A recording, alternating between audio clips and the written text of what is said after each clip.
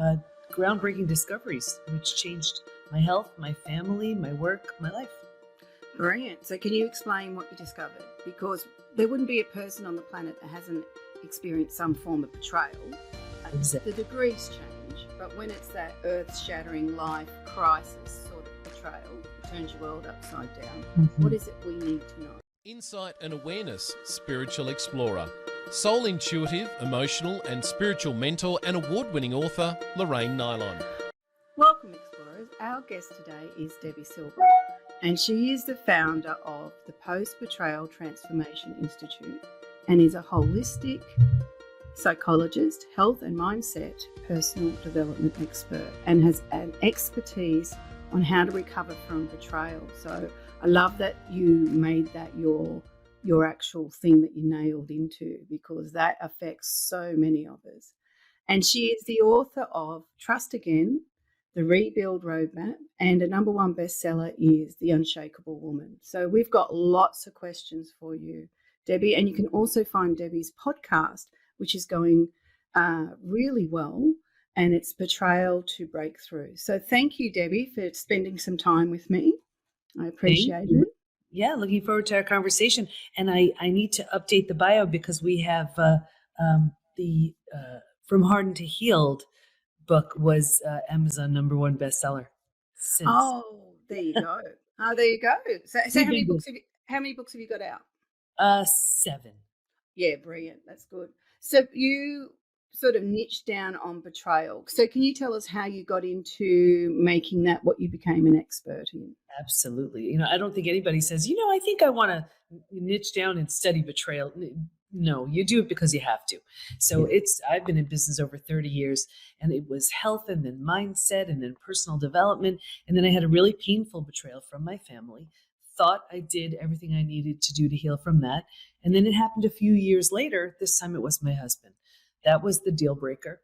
So I got him out of the house, and here he was, 4 kids, 6 dogs, a thriving business. And I was like, a book isn't going to help me get out of this jam. I need some real help. So I actually would, maybe not what everybody else would do, but I enrolled in a PhD program. And it was in transpersonal psychology, the psychology of transformation and human potential, because I was changing so much I didn't quite understand. He was too, wasn't ready to look at that. But I wanted a deep dive into this topic. And then it was time to do a study. So I studied betrayal. What holds us back? What helps us heal? And what happens to us physically, mentally, and emotionally when the people closest to us lie, cheat, and deceive.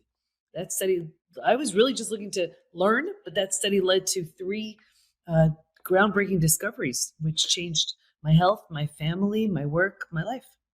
Brilliant. So can you explain what you discovered? Because there wouldn't be a person on the planet that hasn't experienced some form of betrayal.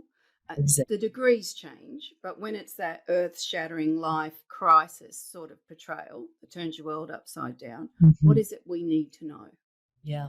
Well, and it is the 3 discoveries. The first being just really to what you mentioned. Betrayal is a different type of trauma. I had a feeling it was, but I didn't want to assume. I had been through death of a loved one, disease, but I was wondering if others who had been through, let's say, a natural disaster or disease or death of someone they love, if they've been through betrayal as well, if it felt different. Unanimously, they said it's so different. And here's why. Because it feels so intentional, we take it so personally. So the whole self gets shattered and has to be rebuilt. Rejection, abandonment, belonging, confidence, worthiness, trust. They're all destroyed and have to be rebuilt. So with other traumas, you have to rebuild your life. You don't have to, that's the invitation. Yeah. With betrayal, you rebuild your life and you rebuild yourself. So I coined a new term, post-betrayal transformation, the complete and total rebuild of your life and yourself after an experience with betrayal. So the first discovery was that betrayal is in fact a different type of trauma. Yeah, well, it is. You know what I mean? Like, if you have a death, we have an understanding that there's a cycle of life. If you're born, you're going to die somewhere. None of us want that to happen to our loved ones. So yeah, we get shocked and we go through a grieving process. But betrayal is intentional because it's broke our trust. That's Yeah, it. yeah. and like, for example, if you lose someone you love, you don't question the love. You don't question your ability to trust. You don't question your sanity. Yeah. As you do and all of that. So that was the first. The second, you want me to get into the second one? Yeah, go for it. Sure. Yeah. The second discovery was that there's actually this collection of symptoms, physical, mental, and emotional, so common to betrayal, it's known as post-betrayal syndrome. So we've had 95,000 people or so take our post-betrayal syndrome quiz on our site to see to what extent they're struggling. And what's so interesting is we've all heard time heals all wounds. I Mm. have the proof that when it Yes. comes to betrayal, that's not true. Yeah. There's a question on the quiz that says, is there anything else you'd like to share? And people write things like, my betrayal happened 35 years ago, and I'm just not willing to trust. My betrayal happened 10 years ago, feels like it happened yesterday. So we know that you cannot count on time, and you cannot count on even a new relationship to heal it. Mm. Healing needs to be deliberate and intentional, which is all about the third discovery. But every few months I pull the stats from the quiz to see where people are. Happy to share them if you want to hear some. Yeah, I'm interested, very interested. Yeah. So imagine just about every country's represented, men, women. Out of all of them, 78% constantly revisit their experience. 81% feel a loss of personal power. 80% are hyper vigilant. 94% deal with painful triggers. I mean, it's just huge. The most common physical symptoms: 71% have low energy, 68% have sleep issues, Mm. 63% have extreme fatigue. So you could go to sleep, wake up, you're exhausted. Your adrenals have tanked. 47% have weight changes. So in the beginning, maybe you can't hold food down. Later on, you're emotionally eating. 45% have a digestive issue. And that could be anything: Crohn's, IBS, diverticulitis, you name it. The most common mental symptoms: 78% are overwhelmed, 70% are walking around in a state of disbelief, 68% can't focus, 64% are in shock, 62% can't concentrate. So just Mm. imagine that.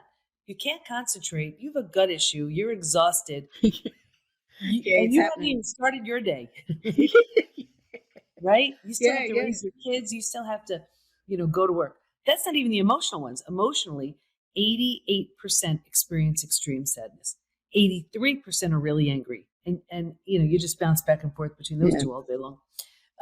80% have anxiety. 79% are stressed. Just a few more. Here's why I wrote trust again. 84% have an inability to trust. That just got me. 67% prevent themselves from forming new relationships and deep relationships because they're afraid of being hurt again. 82% find it hard to move forward. 90% want to move forward, but they don't know how. Yeah. Well, it's funny because with my clientele, most of them talk about being stuck where they no longer trust their own judgment, discernment, and ability to assess whether someone is trustworthy or not. And then I would sort of flip it and go, well, hang on, come back and see if you can trust yourself to cope with it if they do disappoint you. Mm-hmm. Because, the idea is for you to heal, but really understand that healing process so that, if you end up there again, you've got the tools to help yourself build back up, because betrayal will always knock you down. Oh, Yeah. well, the difference is, though, and that's the third discovery, when you have the tools, you move through it so much more quickly, and you don't attract those same people. When you truly move completely through the experience, you don't. Repeat betrayal is a sign of an unhealed betrayal. Yeah, right. Yeah. Yeah. That's 100%. And you mentioned trust, Is and it what? Yeah, Oh, go ahead. sorry, can I jump in there?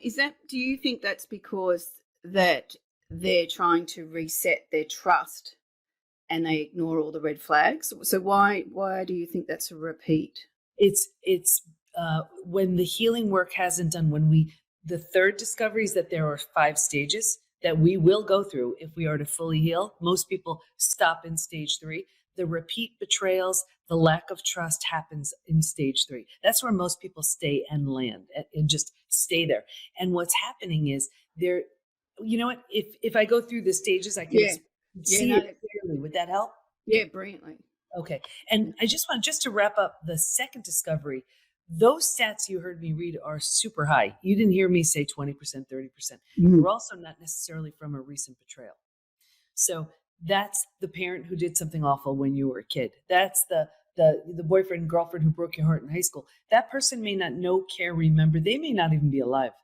And here we are with symptoms because we haven't intentionally healed. The good news is we can heal from all of it, which Yeah. is the third discovery. So this for me was the most exciting.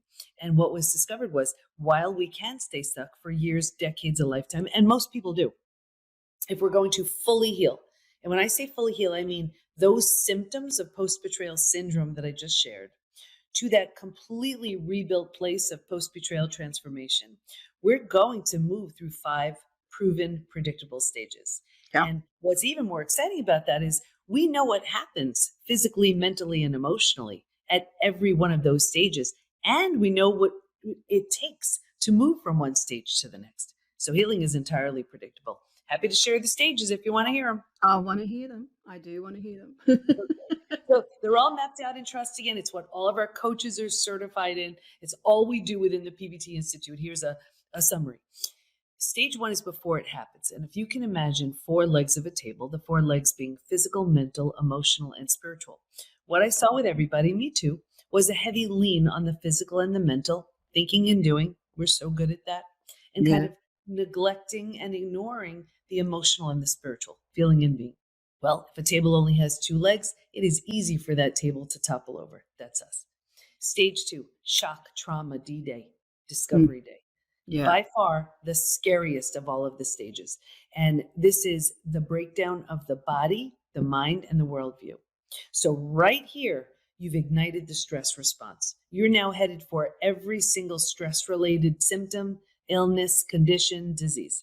Mm-hmm. Your mind is in a complete state of chaos and overwhelm. You cannot wrap your mind around this, what you've just learned. This makes no sense. And your worldview has just been shattered. Your worldview is your mental model, the rules that govern you, that prevent chaos. Don't go there. This is how life works. And in one, trust this person, and in one earth-shattering moment, every rule you've been holding to be real and true is no longer. Yeah. The bottom has truly bottomed out on you. And the new bottom hasn't been formed yet. So it's terrifying. Yeah. Scariest stage. But think about it. If the bottom were to bottom out on you, what would you do? You grab hold of anything or anyone to stay safe and stay alive. And that's stage 3. Survival instincts emerge. It's the most practical out of all of the stages. You know, if you can't help me, get out of my way. How do I survive this experience? Where do I go? Who can I trust? How do I feed my kids? Here's the trap, though. Stage 3, by far, hands down, is the most common place we get stuck. And I would venture to say most of your clients are in stage 3. Mm. And here's why. And that's why I wrote From Hard to Healed. It is just for stage 3. I'm like, you've been through the worst of it already. Don't stop there. Yeah, you've done the hard yards. Yeah. So what happens here is we get stuck. 4 things happen. The reason we get stuck here is the first thing is because it feels so much better than the shock and trauma of where we just came from, we think it's good.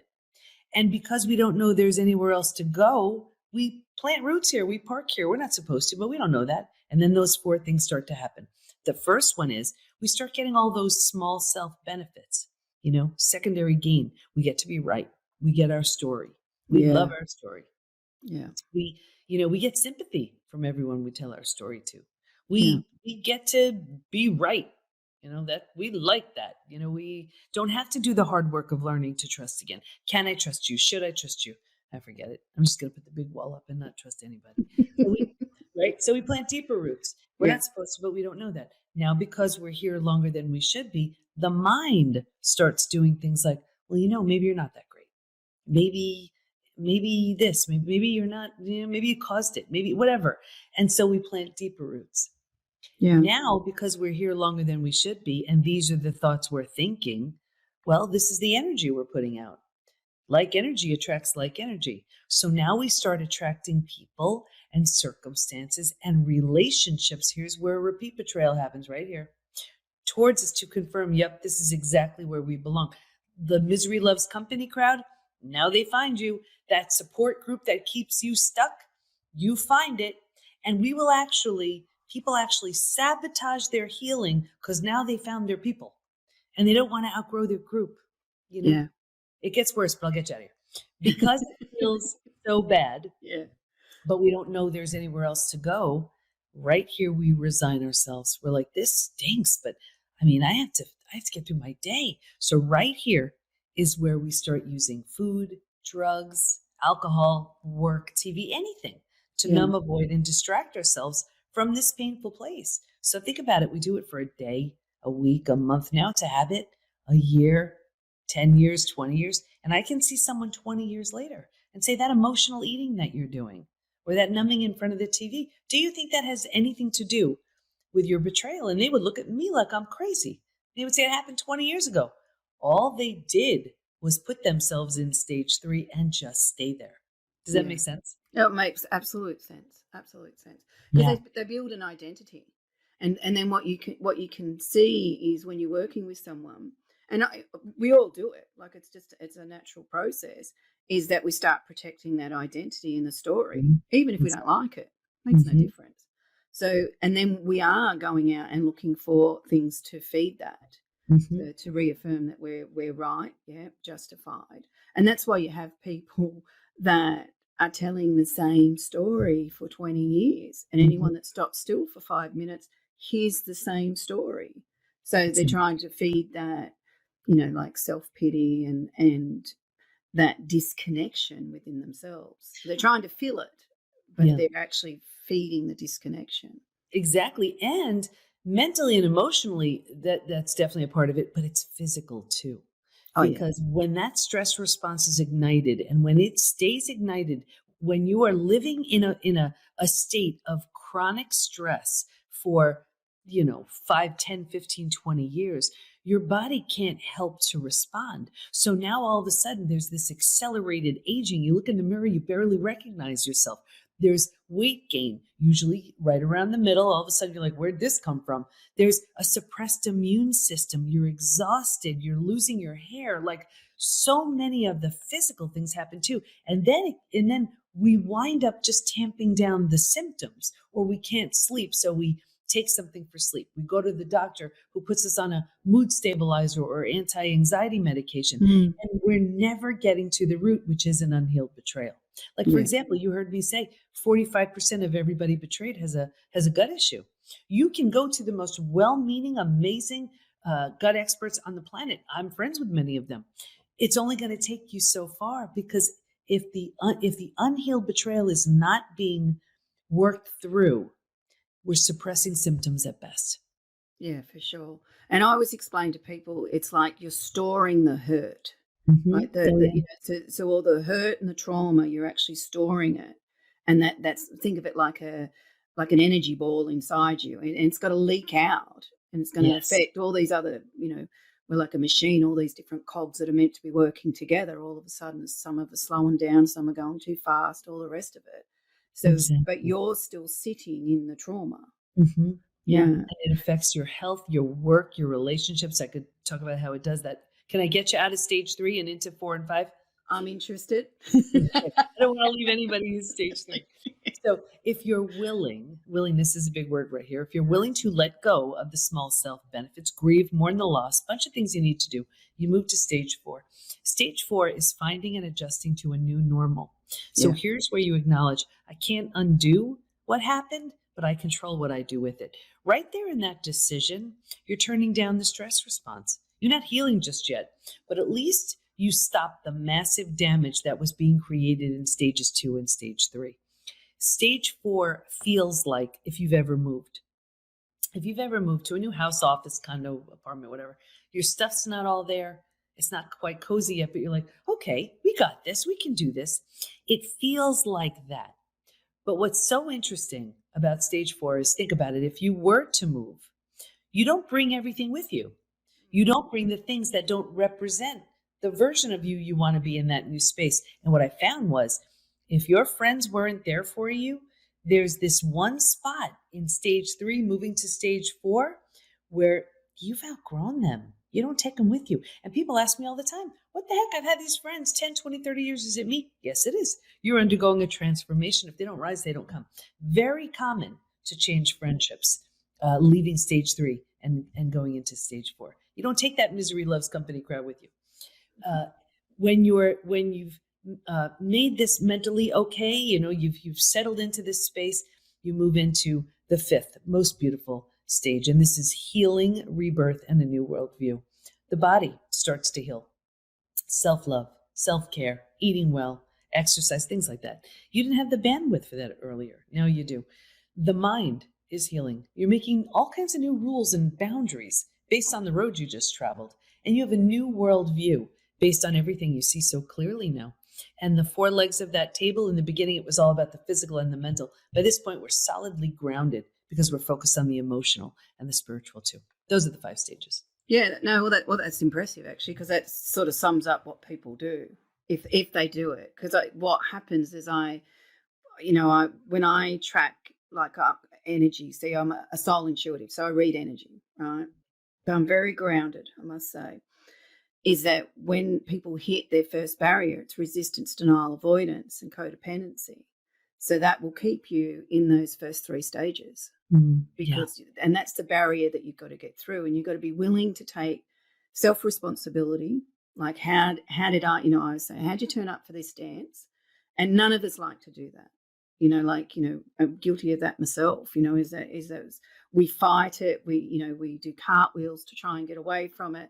And then eventually, if you are going to go, all right, this is for me now, then you'll start heading into that transformation.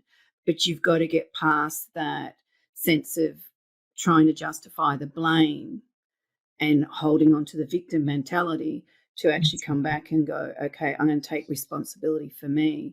And, you can leave the blame where it needs to be. The person that betrayed you, they betrayed you, full stop. All right.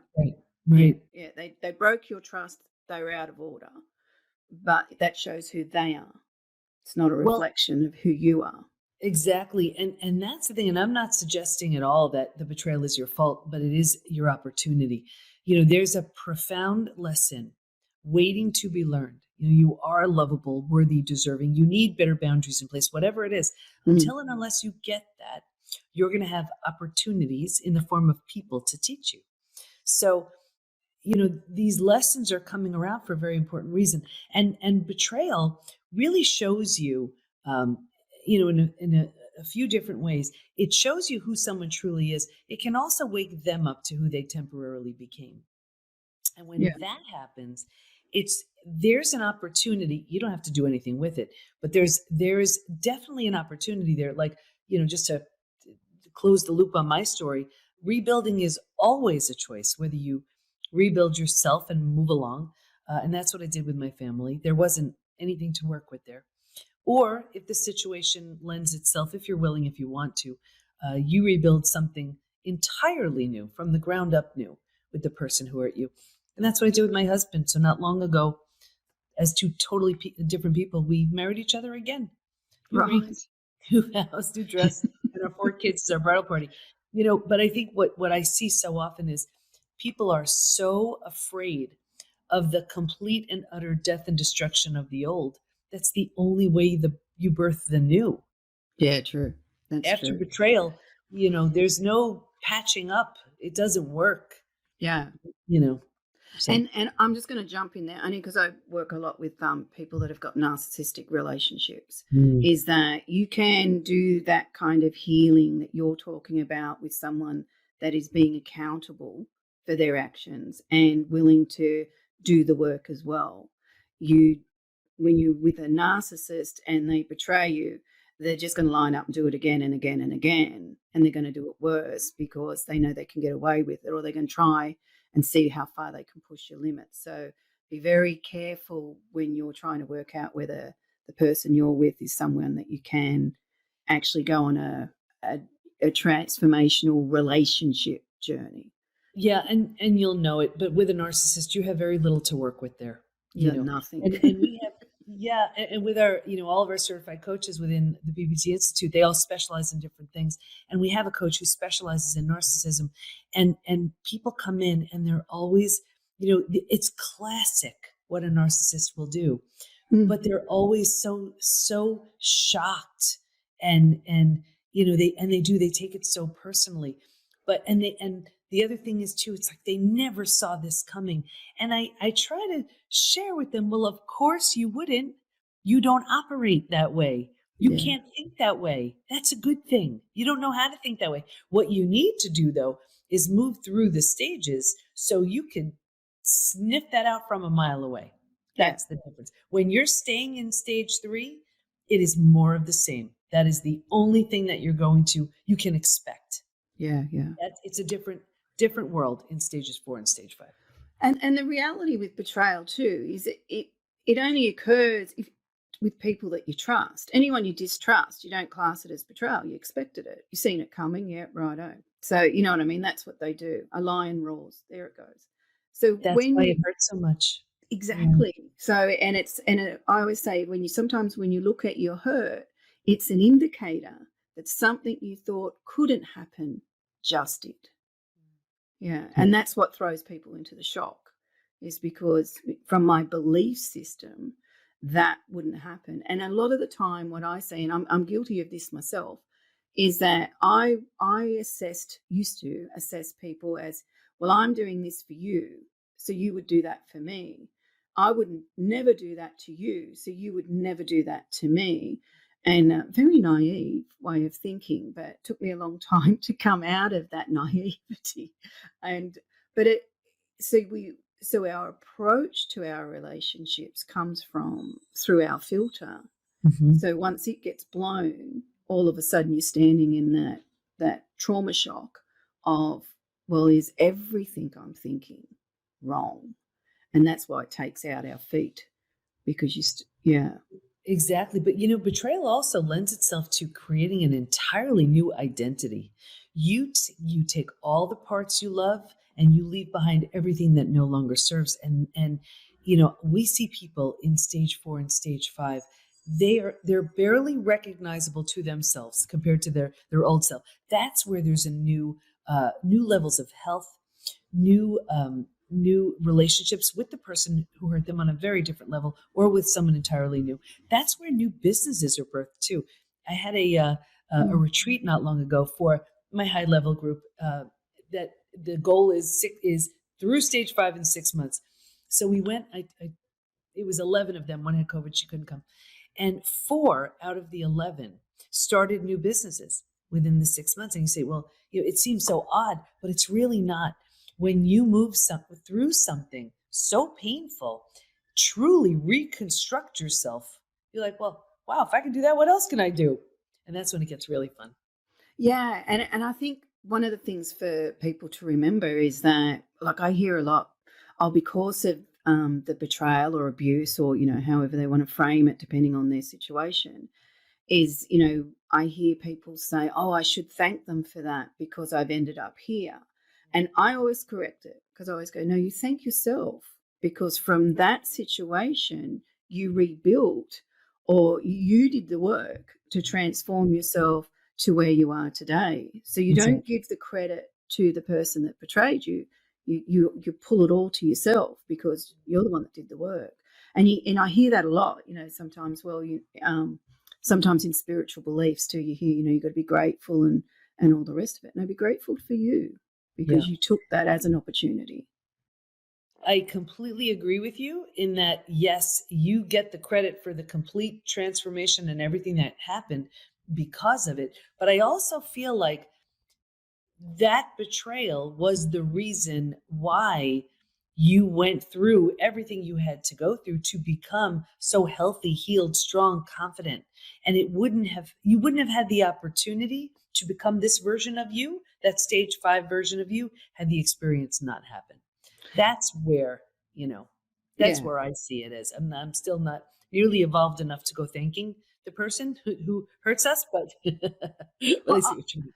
Well, it's interesting, because how do you sit with the word forgiveness? Because I look at forgiveness as many different ways that you perceive forgiveness. So where do you sit with the word forgiveness? Yeah, it has a very important place, but at the right time.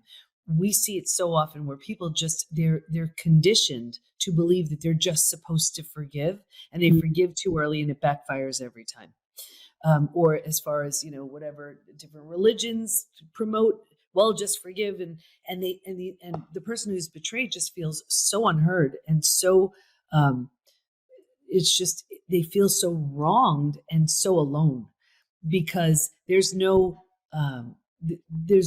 change there. So I remember reading a study when I was doing mine, and it was, if you feel safe and valued and you forgive, you feel better. If you do not feel safe and valued and you forgive, you feel worse. And in Trust Again, I wrote about it and I kicked it up a notch. And I said, what would happen if we replaced the word forgiveness with reconciliation, for example? If you feel safe and valued and you reconcile, you feel better. If you do not feel safe and valued and you reconcile, you feel worse. Because, we've heard this, forgiveness is for us. But, I personally, I thought it was going to be one big grand ta-da moment. Nope. It's, layers and stages, and forgiveness. Forgiveness is just a word until you do it. Yeah. So I always I suppose I always come at it like, forget forgiveness, come at acceptance. Oh, Because definitely. I see people struggle to accept the reality of it. Mhm. And it's like, okay, let's get our head around the actual reality, and the ugliness of this, own, like getting there and look at it and see it, and own all those red flags that you ignored previously. Ignore, and also never ignore where you were, where you were within yourself, and maybe that person took you there, if we're talking narcissism, or leftover from childhood abuse and things like that. But it's like, let's get to that part of accepting reality, and then you can work out later on if forgiveness is somewhere you want to go. So yeah. Yeah, we teach that as well. That acceptance is a great step before forgiveness, because it's got to be one of those things that you're ready for, and it is for you. You're releasing the power that all that pain has. It doesn't mean you're setting yourself up for the same thing again. It doesn't mean you're you know Condoning like it. softy, whatever you label yourselves. That's not it at all. It truly is for you. But yeah, acceptance is a great way to go first. And do you think that the biggest problem we have is forgiving ourselves for putting ourselves in that situation, or loving the Um, wrong person, or yeah, a lot of people have a really hard time with self forgiveness and self betrayal as well. It's those are two really big ones. But these are also such destructive emotions physically too. So there's so much to it. But and if you're the betrayed, you are living according to the rules of the spoken or unspoken rules of that relationship, abiding mm, by those rules without any indication at all that the person on the other end was breaking those rules. So to withhold forgiveness for yourself for just abiding by the agreement, I don't that's a that's very good point. right. It's not fair to Yeah, you. For the betrayer, when they're stuck in their shame, they're of no use and value to anybody. We mm, also have a program for the betrayer, and okay, not for the narcissists, because they just don't even think they did anything wrong. But for the ones who realize, oh my gosh, I blew up my life and I just shattered the heart and trust of the very person or the very people that love me and count on me, and that I love, and that I count on. So for them, it's a very different experience. But one of the most common emotions they have is shame, yeah, and that shame doesn't help. So they have to, bring light and honor to that shame. They have a lot of the self forgiveness to do, but self forgiveness is easy when you're going the distance and doing true. everything humanly possible to right the wrong. And if you can't do it with the person you hurt, paying it forward in whatever way you can, um, and that helps with self forgiveness. So the people that are coming, that are the betrayers to your cause, that that means they're taking accountability. Otherwise, they wouldn't turn up. What's their main reason for doing the betrayal in the first place? Yeah, well, the reason why they're coming into the program is they're ready to become someone they're proud of. They're Yeah, just done showing up as someone who betrays. They don't like who they've been. They don't like how they've hurt the ones they love, and they're ready, and they take it seriously. There's no shaming or blaming, but we're giving them everything they need to truly to heal themselves, and then if the opportunity is there, heal their relationships. And it's interesting because I have a group call with all of them, and they are sitting, I give them the playbook, what to say, what not to say, what to do, what not to do, and they're writing feverishly. So they take it seriously. And very often we'll have a couple come in. One will do a program for the betrayed, one does a program for the betrayer. They both do the work and show up here. So there you go. Yeah.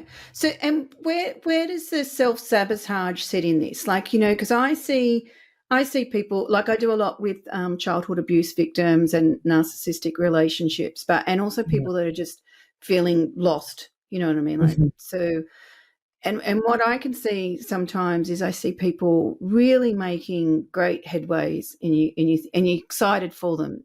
Things are starting to fall into place, and then all of a sudden they'll disappear, or they'll start heading down that path of turning on themselves again, and you're actually in that sabotage. But how do you actually deal with the sabotage of yourself?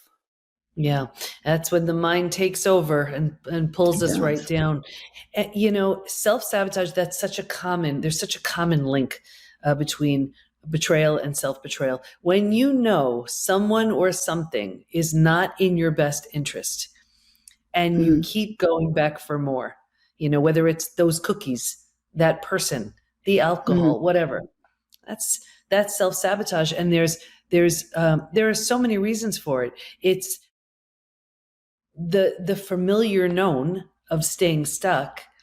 And there's a big risk I did 2 TEDx talks. This is my first one, was about sabotaging yourself.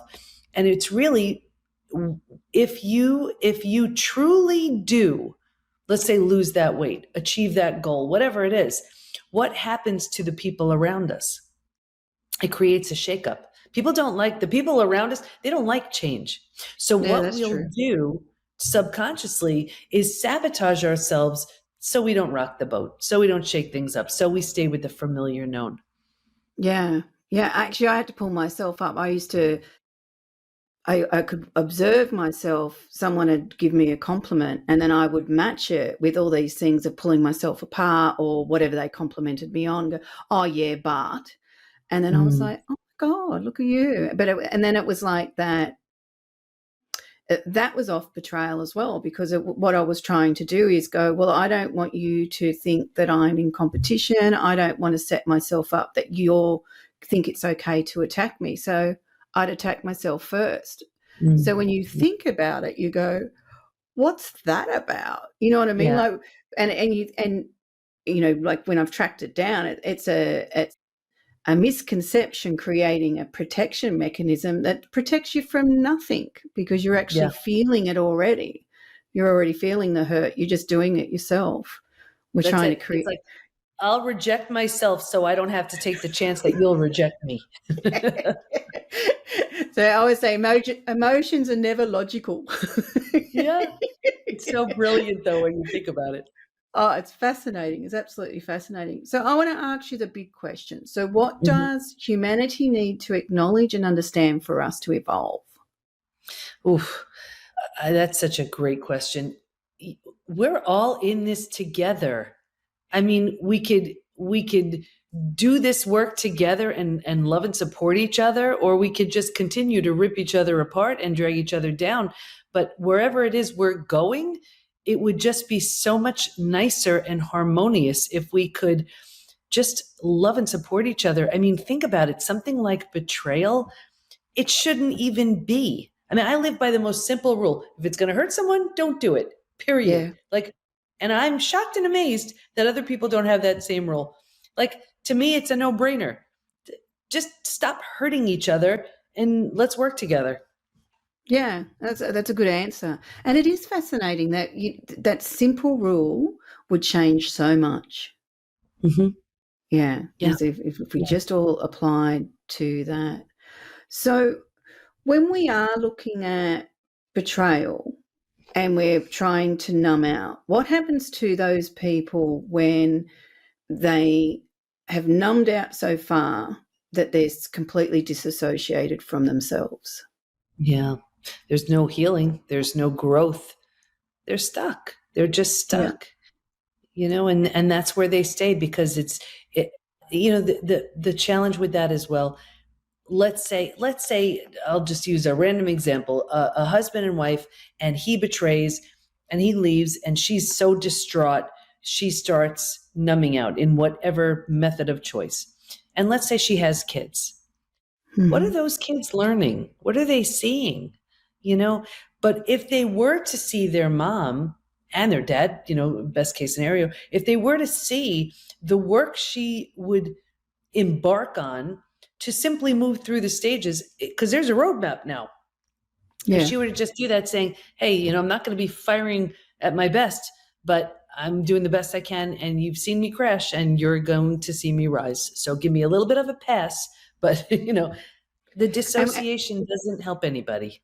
no, it doesn't. So, and what's your best advice if you're with someone is in the crash? Mhm. What can you do if it's a friend or a family member or your child or Yeah. what can you do originally at the beginning to help them? Yeah, it's that's they're in stage 2. Their mind has been hijacked. It's completely offline. So trying to make logical, rational sense it's going to be tricky. The only logic comes in with the basics, make sure they have the basics, because they could be so distraught they don't even know their partner changed the locks or took all the money or whatever. It could be so crazy. But after that, just be there. Be there. Don't judge, and just be there. And the person who's been betrayed is feeling, besides just so much pain from their experience, they're feeling so much shame, and they're so Mm, embarrassed. And so often, and my study even showed this, we protect the betrayer at our own expense, because let's say that they're very well received, everybody loves them, so we struggle and suffer in silence, and that's such a huge mistake. So just be there, don't judge, and just keep showing up brilliant and direct advice. them to us where we can help them. Good advice. All right. So would you like to play Flip the Book? I'd love to. Okay, so there's 3 books. So would you like book 1, 2, or 3? I know you can't see them. I can't So see them. Book 2. book 2. Okay, so that's actually what I refer to as breaking free from the chains of silence. And we only use the back of the book because it's a book for abuse victims. But the back of the book is written about your soul. So Mhm. it gives you what we refer to as your core essence. So essences that are important to you, that it means something to you. So it'll be interesting to see where we go. So Mhm. can you give me a number between 189 and 215? 189 and 215. 215. 189 and 199. Okay, so you got 1, 2, 3. You got 4 paragraphs to pick from. Which one would you like? 4. 4. Okay, so it comes under the heading hope. All right. So hope is important for you. So as a part of your soul, one of the strong energies you've got is hope. So hope is unconditional love for your own courage and optimism, which can be difficult when you feel demoralized or believe you are helpless or damaged. Your soul's consciousness is never damaged. Just your awareness is corrupted when you feel impaired. When you lose awareness of the truth of your soul and feel overwhelmed by the experience of life, despair can reside where hope used to dwell. Mm. Hope, yeah, hope inspires and creates prospects. When you lose hope, instead of having a panoramic view of yourself and your potential, you congest your perception of yourself with your past fears, hurts, and disappointments. This causes you to be depleted of opportunities and can leave you wallowing in despair and your own indifference towards yourself. Sounds like stage 1, 2, and 3.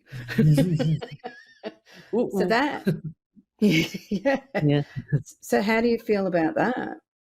You know, it's so powerful because it's like I have and I'm only going to be honest with you. I have such a need and it's such a desire to help so many people. And the last few people I've been speaking with, they're just not willing to do the work.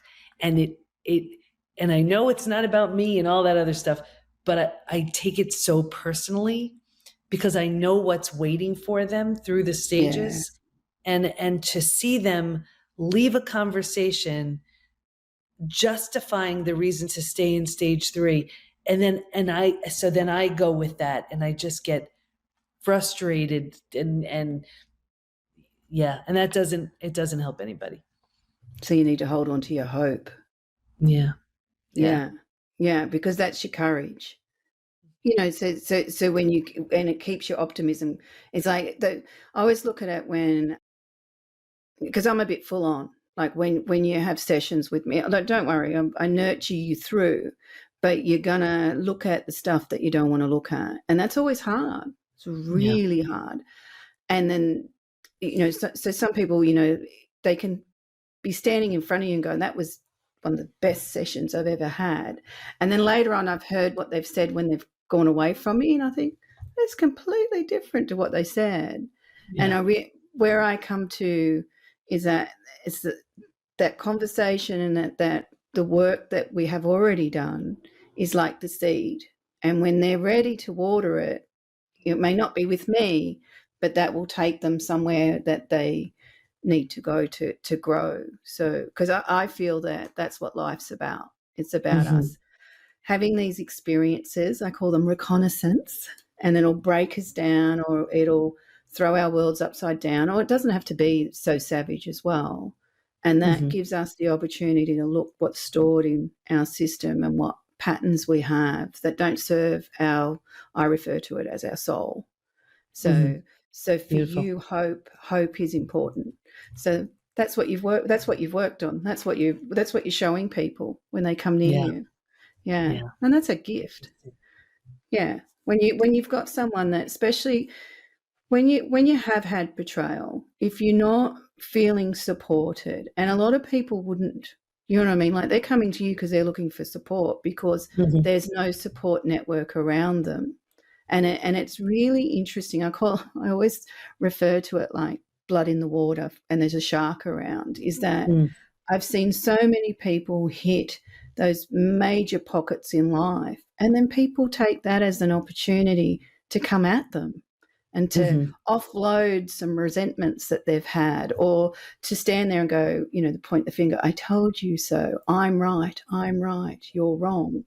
And it's like they take, that's why I call it, there's blood in the water. They're taking that opportunity. So if there's places where they can go to that they feel supported and nurtured, and not just sort of patted on the shoulder and going, you're all right, okay, here's what we can do, here's a roadmap, all right, start the journey. So Yeah. that's a gift. Yeah. That's what we're Yeah. trying to help them with, because some of them have been in therapy for years. We have so many people coming into the PBT Institute with therapy trauma, because if anything glues you to stage 3, it's endlessly going over your story without a plan to move forward. Yeah, So, definitely. Yeah, you know, definitely. Yeah, in one of my just, books, it's not released yet, but I talk about this lady that, I won't bore you with the whole story, but she came, and she was going to a counsellor for 15 years every Friday afternoon at 2 o'clock, and she just repeated the story. And I said, well, what have you, no offence to the counsellor, but what are you doing? And she just said, oh no, I've got to offload it. I was like, oh my God, 15 years saying exactly the same thing. yeah. I mean, That's sad for that's someone it. to live Who that wants to way. struggle with betrayal for 15 years? Get it over. I mean, working with me at the high level, it's 6 months. It's like, what's waiting for you in stage 5? What are you playing around with stage 3 for? So it's just, yeah. When I see people making that choice, knowing that there's an option, I just don't get it. Yeah, it's understanding it. You see, you're coming Yeah, from a point of understanding, and when they're in it, they're in it. So yeah, exactly. yeah. Thank you very much for being a part of the podcast. I've enjoyed our conversation. Thank you so much.